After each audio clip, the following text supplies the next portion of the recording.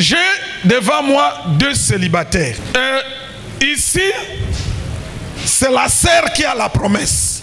Ça, c'est la sœur qui a la promesse. On lui révèle à la sœur. Sœur, Dieu t'a préparé un bon mariage. Nous voyons que dans ta vie, tu auras un bon mari.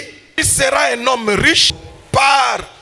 Par le mariage là, tu vas soutenir ta famille et tu vas soutenir l'œuvre de Dieu. Dieu dit, il te donne cette belle promesse ou ce bon mariage, c'est que Dieu voit aussi en toi la bonne disposition de ton cœur pour faire du bien aux autres. Vous comprenez? On lui promet un mariage quoi? Avec un homme riche. Vous comprenez? Amen.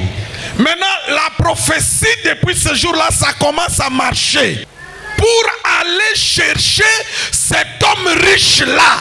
Prenons maintenant que dans la prophétie, cet homme riche, c'est lui. La prophétie concerne Blaise. Mais oh, il s'avère que David est aussi un homme riche. Mais ce n'est pas lui la prophétie. Mais tu verras. Je dis ce que je vous dis, ça se passe souvent comme ça. Vous allez voir que dans la vie de cette sœur Rebecca, avant que Blaise ne puisse rencontrer Rebecca, d'abord c'est David qui viendra physiquement voir Rebecca. Rebecca, je vais te prendre en mariage. Maintenant, si Rebecca n'a pas le discernement, il va voir. La prophétie dit que l'homme sera riche.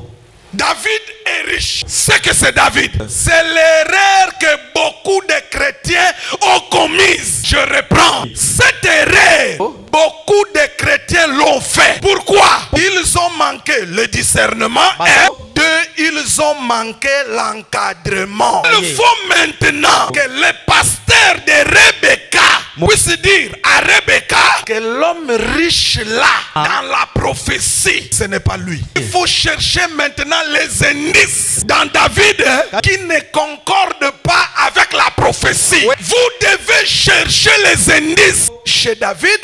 Quoiqu'il est riche, c'est dans la prophétie. Mais nous devons chercher les indices qui nous confirment que c'est réellement ce n'est pas David, c'est quelqu'un d'autre.